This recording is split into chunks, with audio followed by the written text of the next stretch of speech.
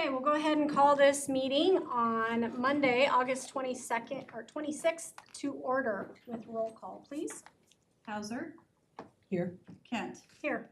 Mead. Here. Menke. Van Ryswyk. Here. Williams. Here. Young. Here. You have a quorum. Great. Okay. I would move to approve the agenda. Do we have a second? Mead will second. All those in favor? Aye. Opposed? So our district mission is teach all, reach all. Our district vision is Urbandale will be a school district that brings learning to life for everyone. And the board mission to partner with stakeholders to teach all and reach all through governance of board policy and operating protocol. Okay, thanks, Catherine. First up is board recognition. Okay, so a lot of athletes in here today. So Rachel, are you gonna come up? We're gonna start with the softball team. This is, as I understood it, since 2016, all right? We have not had state softball participants, and this year we won third place at state, so let's give everybody a round of applause.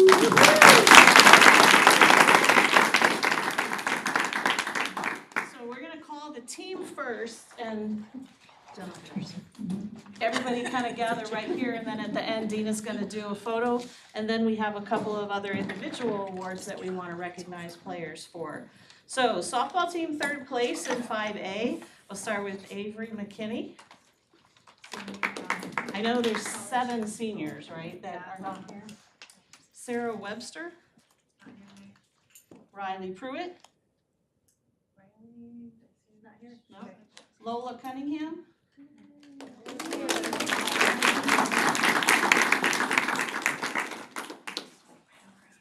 Haley Crowdis.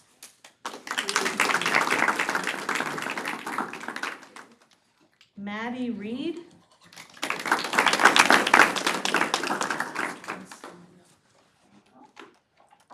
Morgan Berry.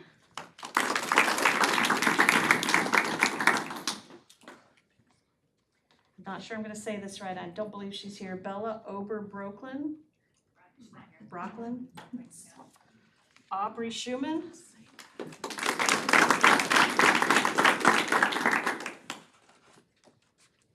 Kyra Kane. Marley Schneider.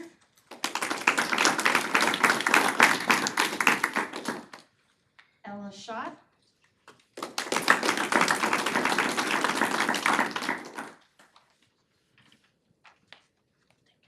Peyton Trainer. Jaden Abel. Brooklyn Hartman. Alexa Richmond. Katie Oppold. I gave you all of them. Bree Tiggs.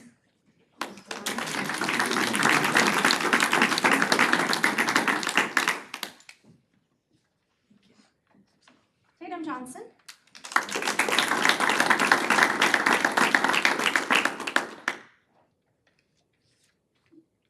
And Arabella Page.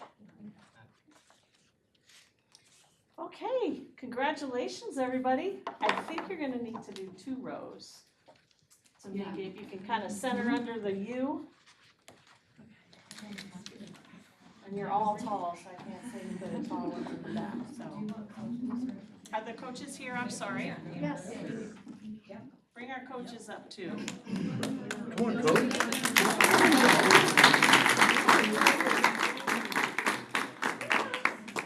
All right, so everyone look over here. Are we ready? Okay, 1, 2, 3.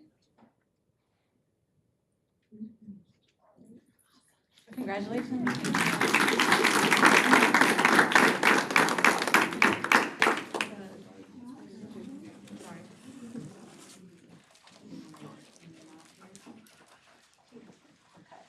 So 2 of the 3 are not here, but we're gonna read their names anyway. These are our all-state. So we have all-state to 3rd team is Bella Ober-Brooklyn. And all-state 2nd team, Bree Tiggs.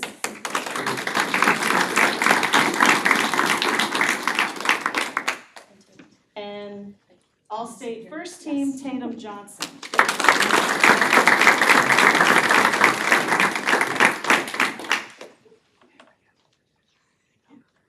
So coaches, you want to come back up for this? We have a couple more.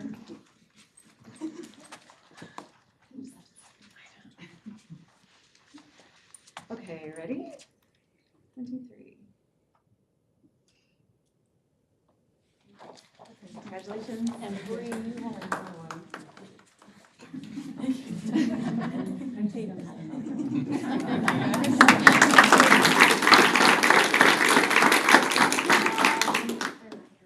Okay, these are not here. Academic All-State was Alexa Richmond and Bella Oberbrockland.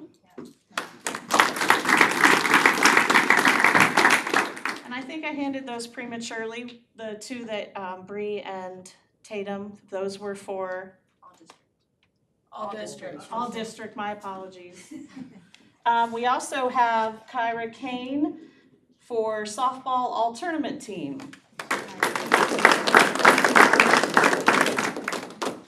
And not to leave baseball out, I don't believe he's here either, but baseball all-district North Central, Brock Moore. And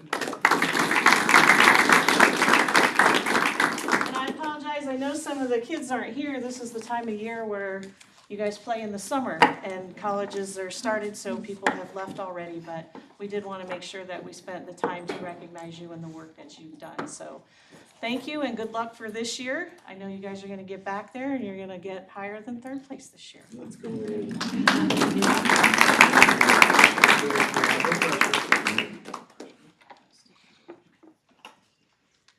Okay, and our activities update.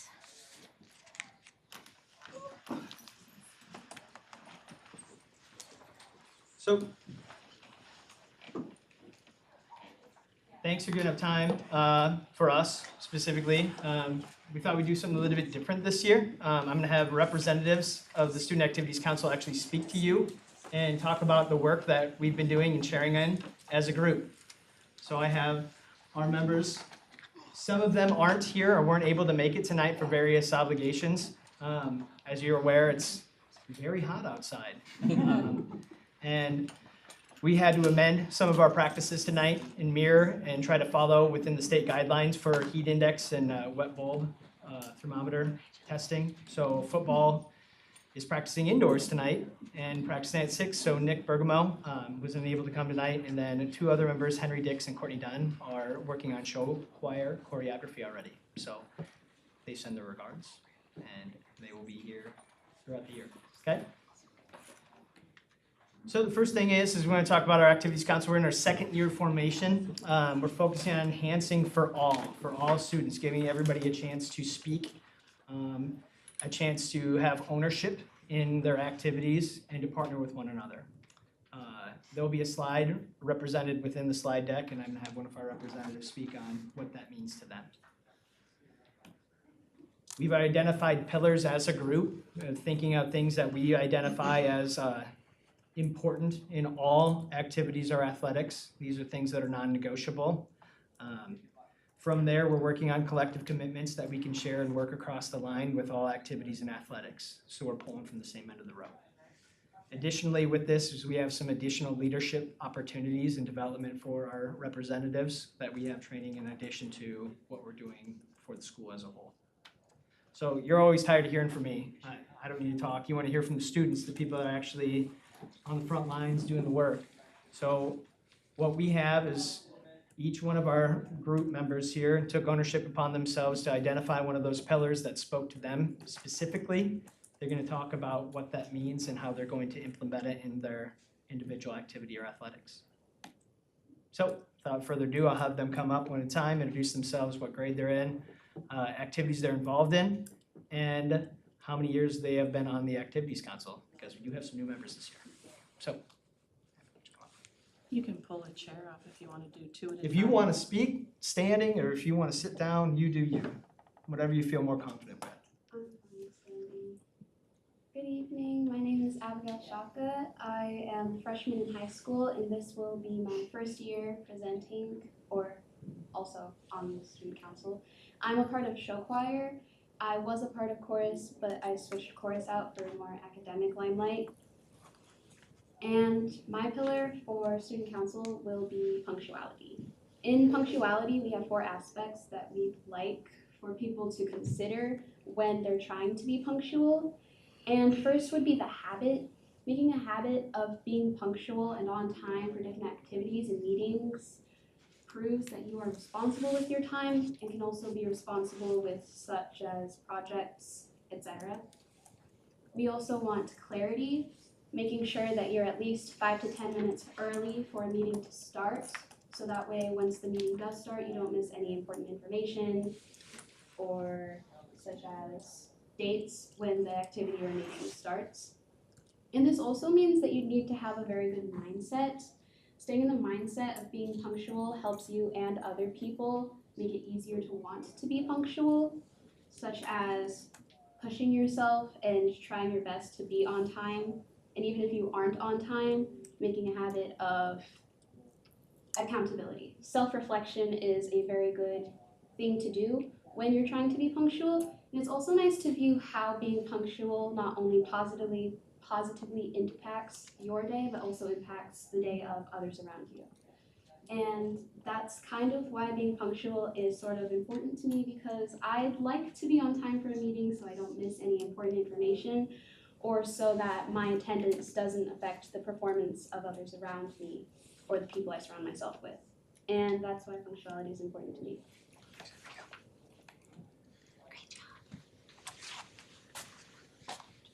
Hello, my name is Sarah Cole, and I'm involved in volleyball, track, show choir, FCA, and then this is my second year on the Student Activities Council. Hi, I'm Abby Plosky. I'm a sophomore this year. This is my first year on the Student Activities Council. I'm involved in softball, tennis, bowling, and show choir, and soon to be golf. And then Courtney Dunn also helped us on this slide. Family is important to contribute into sports or activities. Setting habits allows for stress-free performances in a hectic environment, as in show choir. Setting those habits for each performance is very good. We like to have clarity in each practice. That way clear expectations are set and the way participants interact with each other. That way it's, like Sarah said, hopefully it's not hectic, but that way we have like a set time to practice. Having a mutual respect mindset instead of having a superiority complex encourages a family feeling within a group. You really just work together, and it just really creates that family environment, and you feel included and loved by each and every team member. Accountability is also a super important role of show choir. Holding our peers accountable allows for a productive, focused practice that pays off in the end, which is hopefully how we are gonna destroy each. We chose these 2 pictures because the top one represents our Studio 2024 season of Gilligan's Island coming together as one big happy family. And then the bottom picture represents this summer. Actually, we met together and we had a potluck to kick off the 2025 season. So just to follow up that, they said Courtney Dunn was a member that helped them with this. Courtney's a senior. This is year 2 on the Student Activities Council. She's involved in volleyball, show choir, but pretty integral part of our group. Yep. Hello, my name is Olivia Aylesworth. I'm in bowling, track, student ambassadors, and I'm the president of the National Honor Society. We think that leadership is a super crucial part to any group, and it really contributes to the overall success. Within these groups, the leaders, their actions and attitudes reflect throughout the entire team.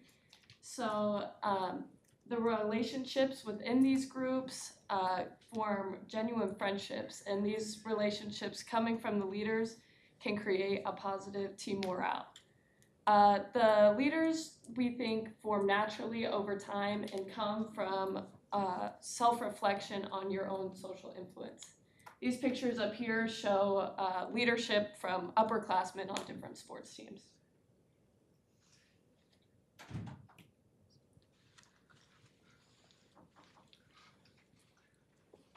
My name is Eli Ogier. I'm a senior.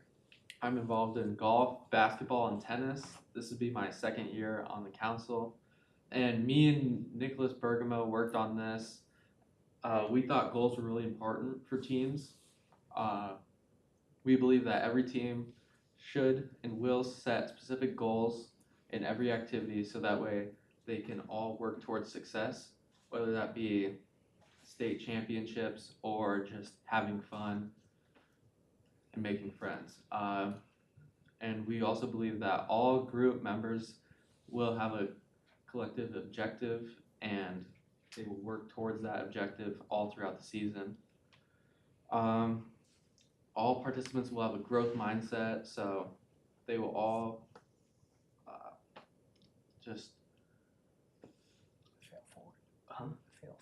fail forward. I don't know what that means. Goals will be reevaluated and revised as the season progresses.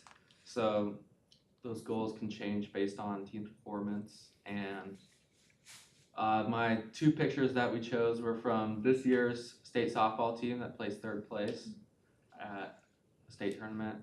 And our football team, my freshman year, 3 years ago, at Ankeny Centennial, their homecoming game, we won in overtime. And it was a very impressive team win.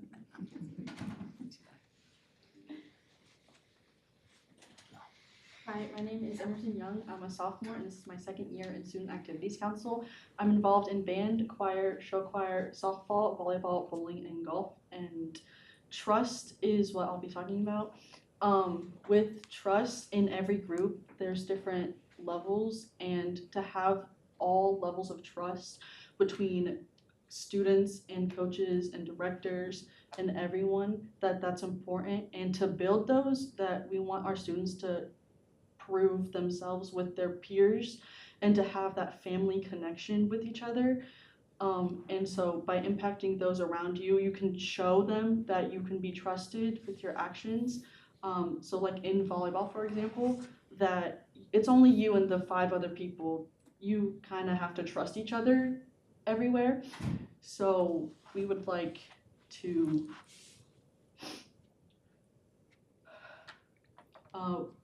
we want you to be able to trust everyone and have those family connections.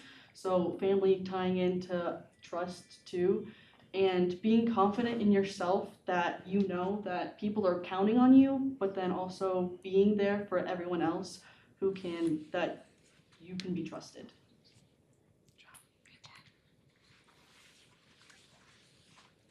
I'm Lola Cunningham, and I am a junior, and this is my second year on the Activities Council. And I am in softball, Leo Club, and Student Ambassadors, and I'm going to be doing communication. Providing a prompt, clear, and concise communication keeps things organized and running efficiently, and then making sure all members can speak openly and honestly about their feelings is necessary and contributes to other core pillars like trust and family. And then utilizing simple and accessible communication tools like Parent Square makes sure all members are informed. And the bottom picture is our volleyball team coming together on the court and communicating.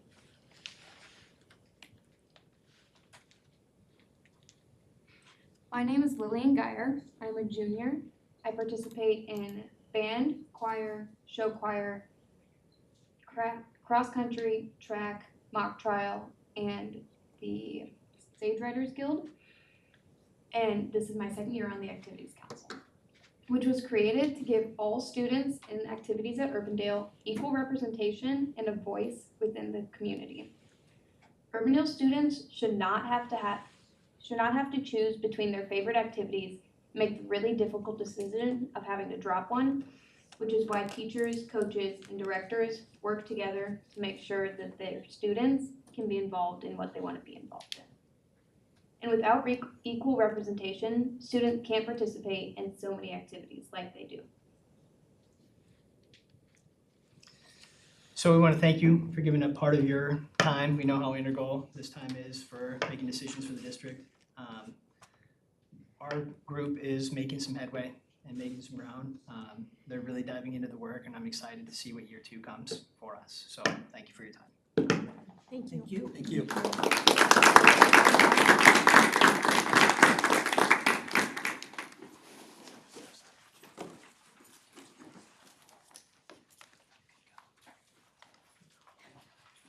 Okay.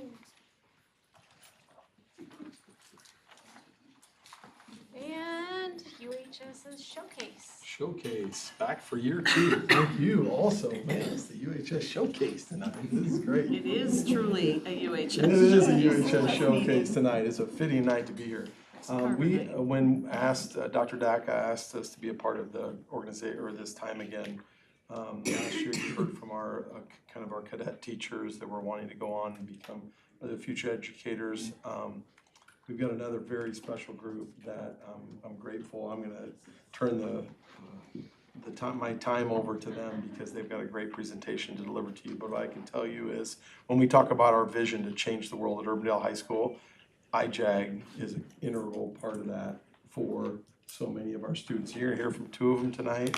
There's representatives from the state and the region, our region, and our local level, as well as our awesome teacher. I'm going to turn it over to Ashley Johnson. Take it away. You bet. Well, hello everyone. My name is Ashley Johnson, and I am the education specialist at Urbandale High School for grades 11 and 12. This is my 3rd year at Urbandale. And so I just want to keep my piece to this a little short and sweet and brief for you guys because I do have some awesome friends over here that want to share their experience with the program and their excitement for what's to come. So I am just going to kind of read this straight off the page for you, but if you guys did not know, IJAG is short for Iowa Jobs for America's Graduates, which IJAG continues their vision to empower Iowa's youth to succeed, thrive, and become future-ready leaders. We do so through career preparation for all of our students. IJAG's mission is to ensure a future Iowa where youth are resilient and well-prepared with skills, purpose, and opportunities. Through collaborative partnerships and innovative approaches, we bridge the gap between education and employment to build strong communities and unlock the potential of every student, no matter what. That is something that recently changed in the past years. It used to be that kid, no matter what. And IJAG has acknowledged that every student should be allowed that opportunity to flourish and thrive in their high school career so that they are well prepared for life after high school. So a few important pieces of information to know on who we are as an organization and our impact on the community of Urbandale and across the state of Iowa is that IJAG is a statewide nonprofit organization, and they have been around since 1999 in the state of Iowa. We partner with over 60 school districts and have over 150 programs established in the state of Iowa, ranging from grades, correct me if I'm wrong, 7th grade all the way through. We are working on college success coaches this year. We do this through delivering leadership training, career development, and individualized development plans and successful transitions into every phase of life for all of our students who are graduating high school. Our impact, we have been able to serve over 7,000 students statewide, not just at Urbandale, but across the state, with a 98% graduation rate and a 74% employment rate with an 80% positive outcome rate. We do a lot of this through our bare basic models of project-based learning, which is where our students are hands-on in the classroom majority of the time. They are working on something that is benefiting them and something that they are going to take out of that classroom and utilize in their futures for them. Our space is a trauma-informed care space. All of our specialists are trauma-informed care trained appropriately. We provide work-based learning experiences for all of our students who are walking through our doors to allow all of our students that opportunity to gain all of those employability skills. And we also offer follow-up services for our students who graduate. So this past year, I had 20 students in follow-up that graduated from Urbandale High School in 2023 that I connected with for 1 whole year after high school to ensure their success outside of high school after they graduated. One of those students you won't hear from today. He wasn't able to be here, but we do have one that will be here from this current year that is super excited to tell you about his pathway and what IJAG has helped him do in his years. Other school supports, I'm super excited this year. I know you guys heard from Darlene last week. I was super excited to get to watch her online. I will be working a lot hand in hand with Darlene this year to really mend together our partnerships with a lot of the businesses that we do have in Urbandale, some that we may already have established and some that we are working towards establishing, and in the metro area, but trying to keep our kids local is what we love to do. Next, I'm going to keep this one a little brief for you guys, but this is kind of an allocation of daily work that I do as an IJAG specialist. Majority of my time is focused on learner-centered instruction and driving that project-based learning and one-on-one time with our students. Each student receives academic remediation in my classroom, where at least one class every few weeks, they are offered the entire 85-minute class period as a structured study hall, where I will sit with them one-on-one and kind of chit-chat about, okay, here's where our grades are sitting at, how are we feeling in our classes, and then we kind of sit there and we talk about long-term career planning and after high school goals, whether that be, hey, Miss Johnson, I'm really wanting to apply to college, but I have no idea where to start. We walk through that pathway, identify students who are interested in the trades and really walk them through what it is that they want to do after high school and provide them those opportunities and get them a foot in the door somewhere so that they are able to thrive. And then I think something else that's super exciting is we all, as IJAG specialists in the state of Iowa, just received our certification through University of Northern Iowa in work-based learning. So we are all now work-based learning certified. This is a brief overview of last year's data. I like to view our data a lot here. Last year in the classroom, we had 47 participants. 20 students from the class of 2023 that I was providing follow-up for, so a total of 67 students total that were served from Urbandale High School. We had 12 employers visit the classroom. 3 of those employers came back continuously and visited multiple times throughout various months. We had 5 workplace tours, and then that individualized experience has changed since of March. It is up to 8 at this point with students who have earned internships or apprenticeships through IJAG exclusively. Some of the fun things that our students have been working on in our classroom, these are just a few of the fun pictures. Eventually I'm going to hand it over to these two to really talk this through. But this past year, our students really got to learn and get engaged civically and within the community for our community service. We made a bunch of dog toys and cat toys and blankets to donate to the local Animal Rescue League. Typo on there, I apologize. We cleaned up the grounds for Urbandale at the end of the year. Last year, we worked a lot on that. I think I have Mr. Carver to thank for that. Our students take a lot of pride in our building and our grounds, so they loved to do that. It wasn't even really a push. Leadership development, we allow our students a career association election where we have leaders in our classroom who are able to then go on and represent the state of Iowa and campaign to be a leader for IJAG and also at the national level. We offer a ton of employer engagement with our students through multiple classroom field trips. A lot of those with partners that we have partnered with that offer IJAG exclusive internships, apprenticeships, scholarships, different job opportunities that the students are able to kind of peek at.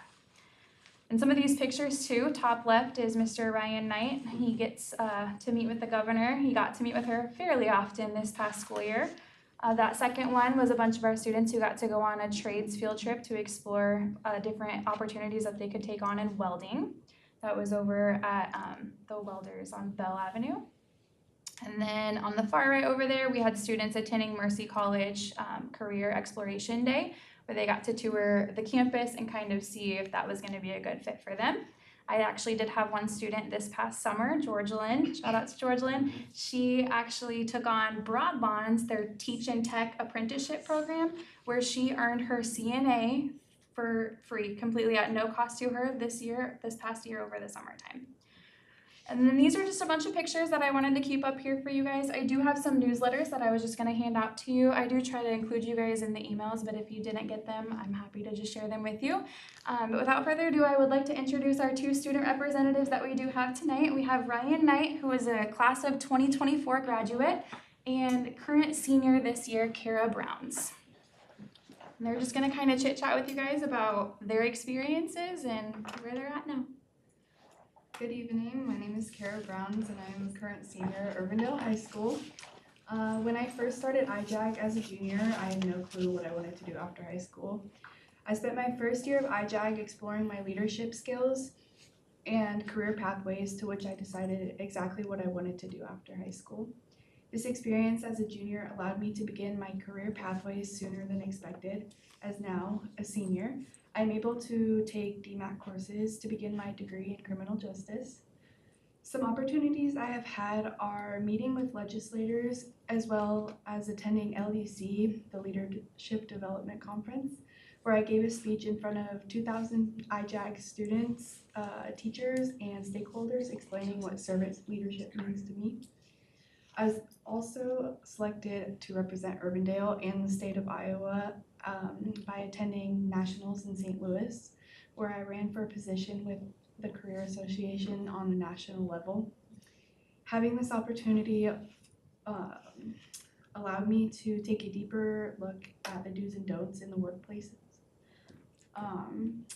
I've spent the past year exploring opportunities with criminal justice while also trying to get a better understanding on what is needed of me in my future career. And I can't wait to start networking, and I can't wait to run for the Career Association for not only Urbandale, but for the state of Iowa. Hi, my name is Ryan Knight. I am a former student at Urbandale High School. Along with that, I was the former IJAG state parliamentarian, first ever. Through my years at IJAG, it really changed me into somebody I never thought I could be. Didn't know where I wanted to be after high school. You know, I would sit with Miss Johnson and we were talking about, you know, this is what I want to do. And I explored all my options, and, you know, I really stuck with this one that I'm working with now. I'm an agriculture technician with John Deere Van Wall with a full ride scholarship to DMAC. My first years before getting into IJAG was kind of rough. Never really made good grades. Never thought I would go to college. So never really focused on school. I got into IJAG. Ms. Johnson pushed me to be not only better as a leader, but academically as a student. So with that said, I was able to get my GPA from a 1.5 to a 3.14 by my senior year. With that said, she was able to help me not only prepare for my future with resumes and interviews, but she was able to prepare me with life lessons, not only from her personal accounts, but from many employers that come through our doors and talk to us. As a state parliamentarian, I got to travel the country and speak to legislators and representatives as a representing of all 7,000 students that attend IJAG in our state. With that said, in our meetings, I would represent us. I would say this is what we need in our schools, and this is what IJAG does. And that really helped me not only be able to communicate better, but it really did just push me to be a better person. Realizing that IJAG not only helped me, but it will help millions of students.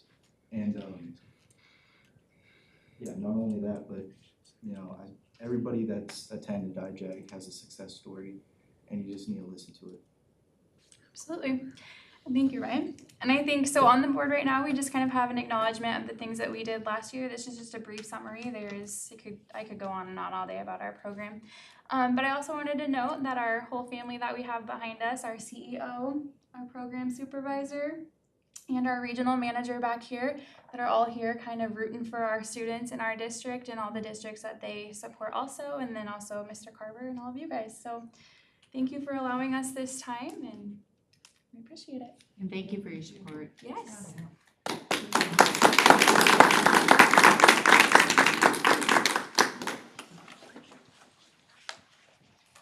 Okay, up next is public comment.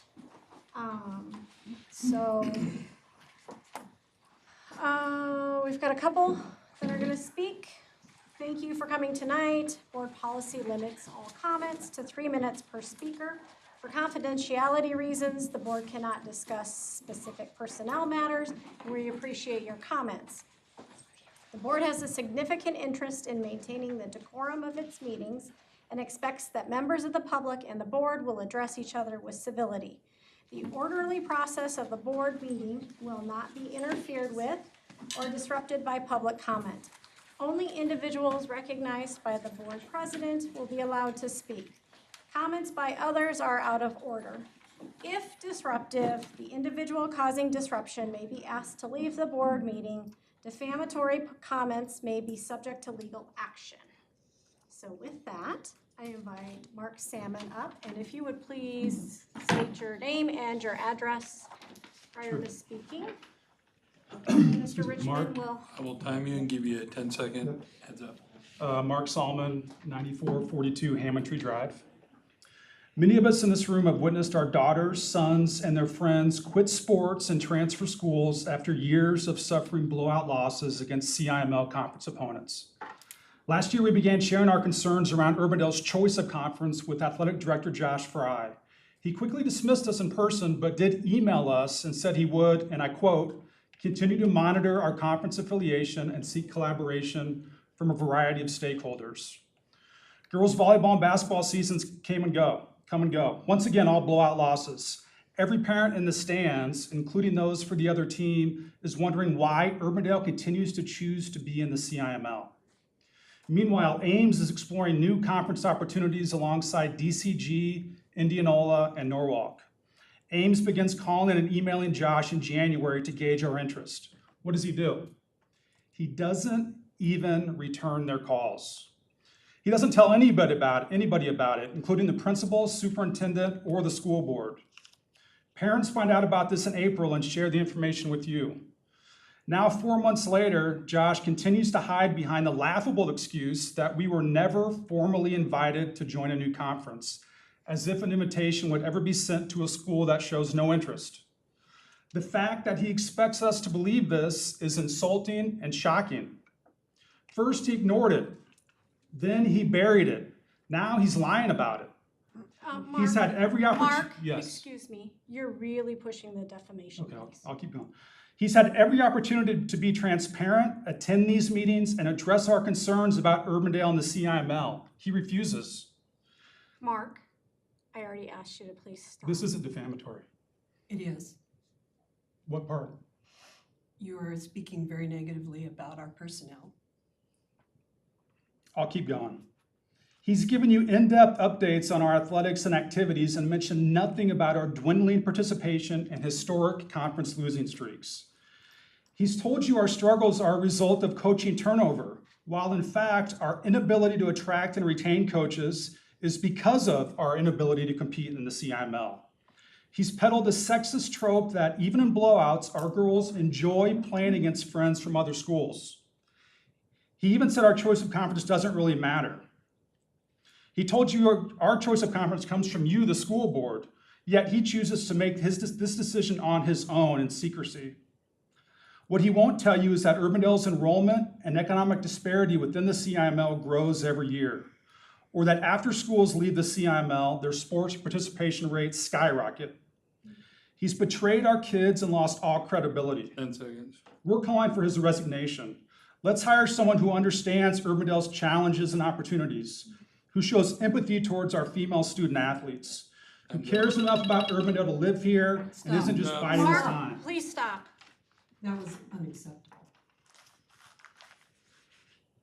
How would you feel if someone talked about you that way in a public meeting? It's the truth.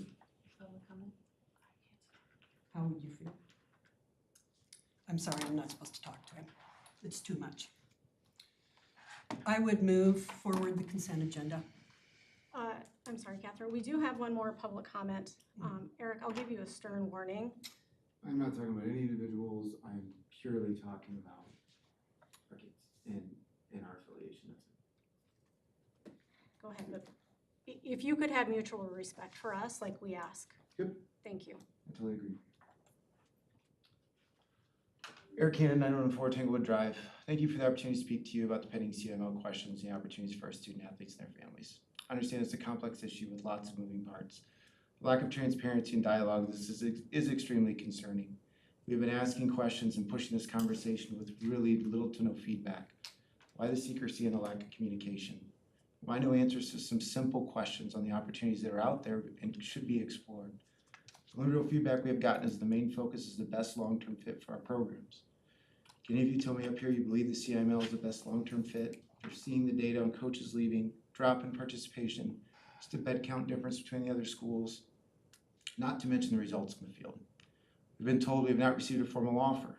Is that our plan, to just wait and see until someone else takes lead on this? The easy answer is to continue to do nothing. Copy, paste, save as, repeat. Keep asking our kids and their families to continue to endure these completely unbalanced and improbable positions we're putting them in over and over again. The reality is we do have options if we wish to pursue them. And yes, the change will be hard, will take time, will not be easy. But let's not kid ourselves. The reality is the change is coming. It's a matter of when we leave the CIML, not if. We are the smallest of all the schools. We are landlocked. We're only getting smaller, while the other districts are continuing to grow with new development, young families moving in every day. Waukee just bought ground for a third high school. I appreciate Jason taking the time to meet with me on July 1st and review this topic. I think we had a great conversation on the situation. He got a great context for everything and truly understands the situation our athletes and their families are facing. We discussed several options. First, make a simple application to the Little Hawkeye Conference. This is a conference that consists of DCG, Norwalk, Indianola, and Pella, and other schools similar to ours. They just had a member leave. Ask them to vote. See where we stand. See if they would accept us. Did this ever happen? Was there any feedback on this? Second option, the board can vote to leave the CIML, force the state to place us in a conference they feel is a better fit through arbitration. Maybe they will place us in the CIML. Maybe they'll put us back. Maybe they'll see we're a better fit somewhere else. I do applaud the sports this summer. It truly was exciting, highlighted with the incredible state run by our girls that we saw here today at softball. Looking at next year, they're facing the loss of 7 senior starters. We'll cripple a program already faced with limited numbers. I'm sure you're also aware of the most recent coaching departure by our baseball coach just after 2 years, following the worst season in 20 years, which shows our continued erosion in the standing of the CML. Fun fact, Waukee Northwest had 65 kids go out for freshman baseball. They cut 45 of them. We had 7. We had to pull up 8th graders just to make a team. We're the only team in the CML that does that. So far, our men's golf team to date this fall has finished dead last in all 3 of their meets. Again, this is a complex issue, as you heard from the AD. This will require your notice to CML. The reality is these decisions take time and will take years to take effect. Ask each of you in closing why you ran for this position. Was it to rubber stamp items, or was it to make hard decisions, provide forward-thinking leadership in this community? I hope it's the latter. Thank you. I would move to bring forward the consent agenda. I will second. Was it Young? Young will second, thank you, after she clears the frog. All good. Okay. Any questions, discussions?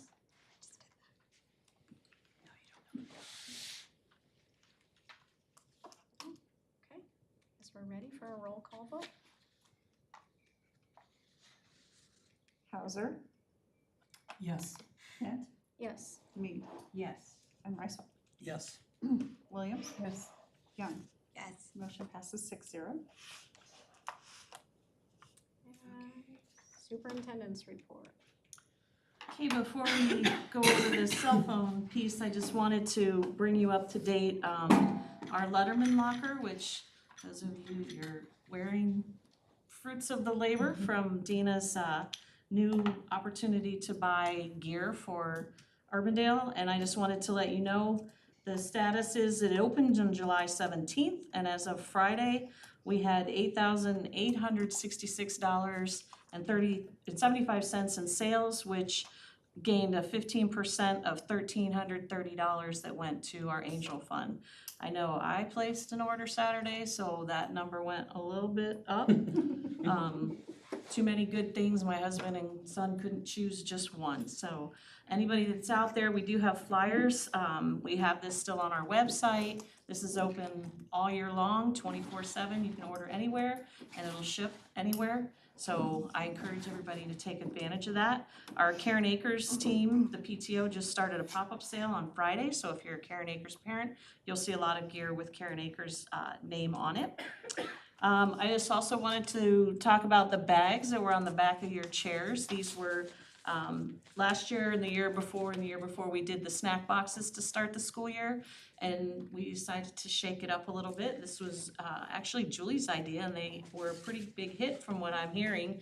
The little tag thing that's hanging on the back, it actually folds up and you can keep it in your glove box when you go to the grocery store and take it out and use it. Some teachers are already using it for like a go bag thing that was suggested, so Each of our staff members got that. Now, you didn't get the snacks, but they did get some snacks in there as well. So I just wanted to make sure that you guys had an opportunity to get one as well. The cell phone survey, we got the feedback last time. I did update those documents, so if you haven't yet and you have a chance to take a look to make sure that I didn't miss them. I was listening to the meeting today, and Jenny, I think there was one piece, if you would take a look at it for sure, I think I might have left off. Okay. But I tried to take all that feedback into consideration. Also, as far as the date, my cabinet team talked about this, and what we believe the best date is gonna be is to send the survey out on October 31st and allow it to go through November 22nd. That will give the high school a chance to run through a few months of their new practice, as well as gather some more information from the middle school. Kids will have a chance to talk with their parents and they can ask questions, but we thought that would be the best date to get the feedback. So if you can go in and take a look at those updated surveys, they're saved separately. They're saved individually, where that first group was just one big file. And to answer, I know one question, I think Jenny, you asked about where do office staff get to participate in that. So I created a second, actually it's a fourth survey that'll go to non-instructional. So when it gets sent out, I'll say office staff, hall monitors, associates, behavior techs, that's the group that I would want to answer that survey. So again, look at the names and see if the names make sense to you so that I can make sure that we get them in the right place. And I adjusted the questions. So I'm open to more feedback. We do have some time, given that it's gonna go at the end of October. And I know Webster is doing a book study with their families. Anna put out a call, as of today, I think she had 60 families that were interested in doing a book study on anxious generation. So that'll be some interesting information to also see what their thoughts are. So, and I think that was it, unless you have questions on any of it. Anyone? Just thank you for keeping that moving forward. Appreciate it. Okay, on to our action items, the second reading and approval of policy updates and legislative changes. Those are all listed on our homepage. And there was one question on medical exceptions, and we did confirm with Senate File 2435. I want to get my numbers straight. Medical exceptions are still part of the law. I think some of the confusion might be, I always give the example like graduation rate is one number and dropout rate is another. They're related, but they're not the same. Chronic absenteeism and truancy are related, but they're not the same. The states define them differently. Chronic absenteeism will be reported to the state through our Power School, and that is you're here or you're not here. And then until 20%, and with truancy, then the 6 exceptions will come into play. So if we have kids that we know are extremely ill, we would not turn them in for truancy. It's a legitimate medical situation. So that's kind of some of the nuances. That's saying it very simplistic. I know Stephanie's been working really hard to get the regulation done, and she put out a draft of that today. Remember, regulations are what we do to make the policy that you pass something that can be implemented. So those things we think we're in a good place with it. It is a little confusing from the state, not unlike some other pieces that came out. Thank you. Yeah, it's because it was very, very vague, that medical exemption part. That's just what some of the other districts, I had heard other districts had done, so that's why I had the question. And I think a lot of districts did some drastic things to how they take attendance. We are not doing anything drastic. We're doing it by days and half days. We'll count half days because that can add up to being, going into that 10, 15, and 20% range. So, So we're not doing it by minute like some of the other districts are? Okay. I don't know. No. Okay. That's crazy. That's a lot of That's a lot. We're already asking the schools to do a lot. We don't want to make it difficult for them.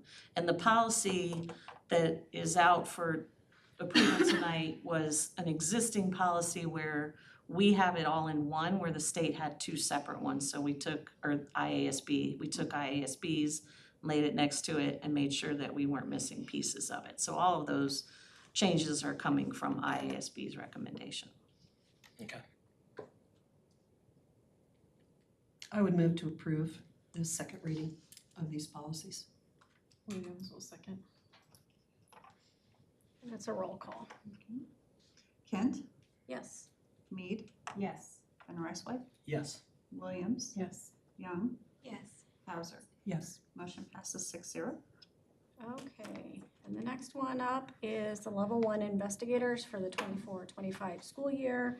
And I just want to remind all of us here at the board table that our expectations of public comment are applicable here for us as well. When we're behind the table, if you'd like me to read it, I can, but I just read it moments ago.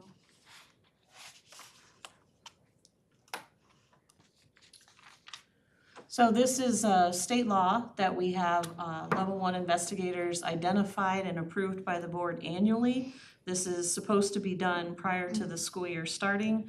I did make a note to do it a little bit earlier next year because it needs to coincide with our handbook, because it needs to be in the handbook and it's published at the school level. So just to let you know, it's a little bit past the time that it should be done. It needs to be done as soon as possible to be in compliance with the state. There's no changes to what we recommended other than adding Deb Bordenaro for Olmsted, of course, because Jolie is no longer with us, no longer in the district. I didn't say that quite well. If there's questions, I know I did put a note in here where level 1 and level 2 investigators can be called to investigate at a school other than their home school. They're listed here by school, but we can ask them to go anywhere and do an investigation. This is, remember, a very rare situation. These are not things that come up. I think I counted 3 times since I've been in the district that we've even had to use this, which is a good thing. Other than that, it's more of a formality to have them named by the state, for the state. Can you tell us, Rosalie, if there's some special training that goes into this? What do these people, these individuals that are on the level 1 investigators, what training do they have and support do they have? Just like a lot of our annual required training, the AEA offers the online learning component, and it's once you complete it successfully, there's quizzes throughout it, you get a certificate that goes for 5 years. I took it in 23 just to know what my team is being asked to do. So mine, for example, doesn't expire until 2028. And there's been a couple of different, they're not specific level 1, but I know some principals did go to another in-person training that AEA had about investigations in general, but the required one is on the online for AEA. And is most of the admin, so if there's question, who would they go to if they are presented with a situation? What support do they have within the district to help? Well, all the principals report to Denise. So Denise is the one who's really brushed up all of her knowledge of the investigative process because she's their support. Okay. So she spends all of her time in the buildings with the principals, making sure that they have what they need, and that would be an area that they would go to. And that's what I've done, kind of sit side by side, help them just follow that process. Okay. Because it's so rare. You know, they get the training, but then you don't do it. Right. Mm-hmm.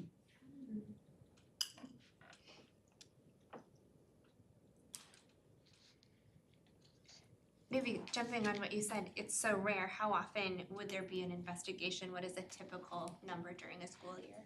0. I mean, I think you said 3 since you got since here. I've been here. You don't want any. You want it to be a rare thing. So absolutely. So if there is that off chance there is one, we can pull from anyone on this list whenever, and we're the one, and not we, you or the office is the one that appoints the investigator. So the chances of all whatever, Seven of seven them. of, yeah, Yeah. 7 of them getting called is very, very, very, If all 7 of them are called at one time, I have a lot more a lot bigger concern problem. than, Okay. yeah. And we have used somebody from a different building in a situation, and I have to look at what's going on in the building. Is the administrative team so overwhelmed that to pull them from whatever it is that's happening to dedicate, because when you do these, they're very time consuming. So sometimes we would bring somebody else in just to make sure that the time was there to focus on it. Right, okay. I think during my time, the 20 years when I was in the system and the 10 years I've been on the board, we've had more probably in the last 3 years than we had total before that. I mean, it's very unusual. We're in an unusual time. I would also say that I have been involved in situations where an issue came up and a discussion was had about the nuances of that, and just like on our board sometimes, people recuse because they don't want any questions, they want to do the right thing. I have seen in some of the systems I've been in that it jumped even from an investigation to bringing in an outside, in one case it was an outside investigator, an attorney. So, you know, you can't predict everything that's gonna happen, but I would say that most of the experiences I've had is people err on the side of caution, so there's no question from anyone. And so I would see no reason that that would not continue. There's nothing stopping these guys, who are also trained, from going into a building if there's a question of, you know, being able to legitimately, you know, and you hope that whatever situations come up, and they do, they don't get to this. We don't want anything ever to happen to this level. No, and I guess I think another thing that probably isn't super clear about the process, level 1 investigators are only making a determination of if this should go outside of the system. Like if it should elevate to a level 2, they're not completely sorting everything out. It is kind of the like quick pass key to decide, does this need to go to level 2? And level 2 can be a variety of things. It could be the police department if the level 1 investigator felt like there was criminal activity. It could be an outside legal entity that we needed to bring that complete 100% objectivity. It could be another superintendent from another district. It's the way the policy's written, it leaves us to be able to choose whatever one of those is the best fit for the situation, and every situation is going to be completely different. And the police will investigate to the point that they say, okay, this is not a criminal matter, so then they back out, comes back down, and there's a whole process, so. Or, this probably piggybacks on several, but aside from these 16 level 1 and alternate level 1s, any of you all in administration could at any point choose to assign a different, or specifically you could choose to assign a different investigator. And I just noticed I wrote level 1 and level 2 investigators. That should have been alternate. I apologize, that's an error. Because the level 1 refer it on to a level 2, which could be police and not an alternate necessarily.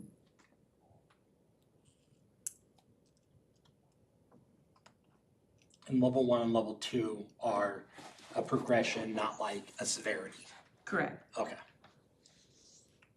And all of these people are level 1. It should have said under the note, level 1 and alternate level 1 investigators, not level 2, because level 2 is going to be outside of the district. Okay, that makes total sense. Well, if there's are there more questions? I would move to approve this list for this academic school year. I'll second that. Okay.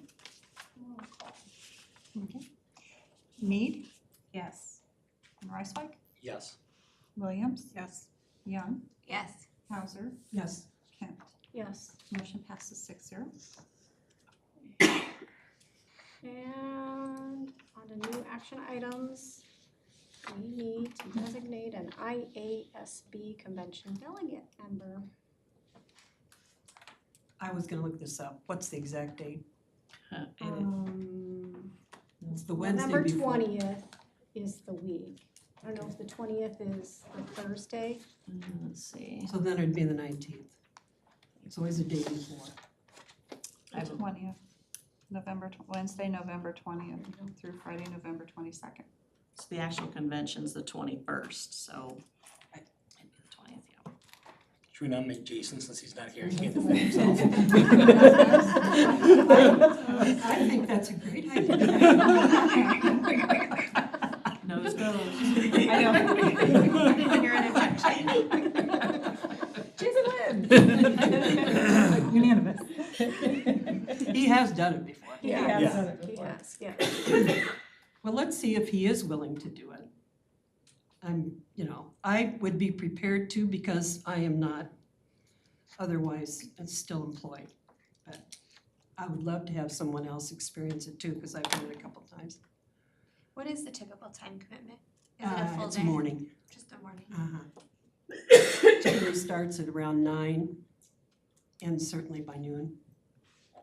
There are other workshops that you can enroll in the afternoon that are kind of enrichment things. You may have done one. For the new board member. Yeah. Yes, when they do is that the Financial 101, 201, 301 finance? So you could stay all day if you You'll already wanted. be there. I can do it. Thank you. Unless Jason wants to fight me. Does anybody object to Not Margaret? me. Okay, Okay, Miss Margaret it is. Thanks, Okay. Margaret. well, it's actually a vote. Oh, I moved to approve Margaret as the delegate. No, there isn't. Second. Chris and Josh. Josh seconded. Okay, and this is just a yay, nay, so all in favor vote of for myself? Margaret? Yeah, go for Yes. it. Yes. Aye. Aye.